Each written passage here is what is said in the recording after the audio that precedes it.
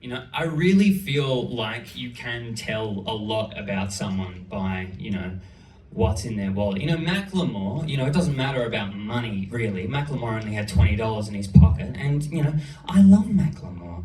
I love him. But you could have really, sentimental photos of your family, do people who still have wallets have, pictures of their family in there? Yeah.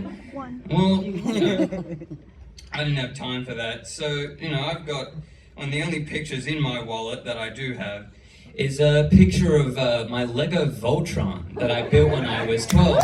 Because, you normally have your, let's say, your mother, your sister, your son, someone like that. But the thing is, I aspire to Voltron because Voltron is 5 people united into one. Can your family of 5 do that? No.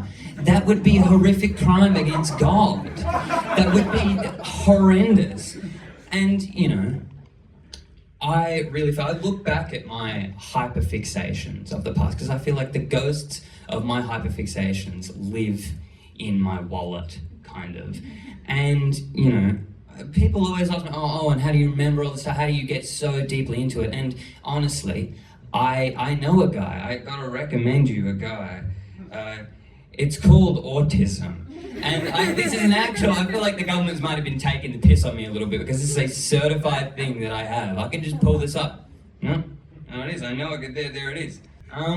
But, one hyperfixation that will always go down as my favorite, I have to say, I still keep him in my wallet to this day as well, because you can really tell about a person, is a Japanese Pokemon card of because people normally keep, let's say, put pictures of, Jesus or religious figures.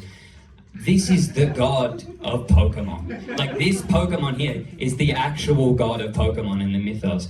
The Pikachu and Jigglypuff pray to this thing. And, when I was younger, I was able to go to Japan and I was able to pick up a bunch of Japanese Pokemon cards.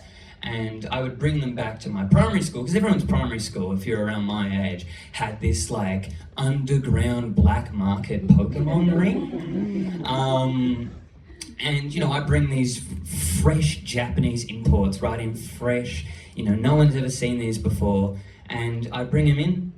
The main guy takes a look at them, looks them up and down. Nah, they're fake.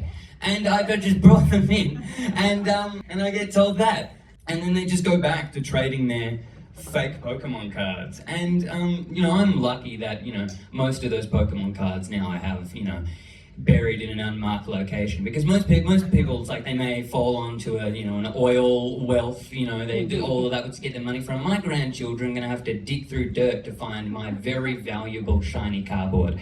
And, but nowadays as well, I'm glad I buried it now, because there's this whole hustle culture around Pokemon cards now, of people just lowballing 12-year-olds for shiny pieces of cardboard. Ooh, let's go. And, I respect the grind, because I have, with my position, I get on that grind. Like, one thing that I really am super, super into right now is James Cameron's Avatar. I feel like they made an entire world, they built out everything, they built out all of this, and people just ignore it. They go, it was too long. James Cameron gifted you something amazing. And you take it for granted. Even I learned Navi. That is actual Navi. That I've learned. That means peace among you. I've learnt this. And, and as well, now that I'm older, I was really into Star Wars. I became an ordained minister under the Church of the Temple of the Jedi Order. Because I can now. So if you've got any weddings coming up, I can literally marry you now because I'm older and still a Star Wars nerd.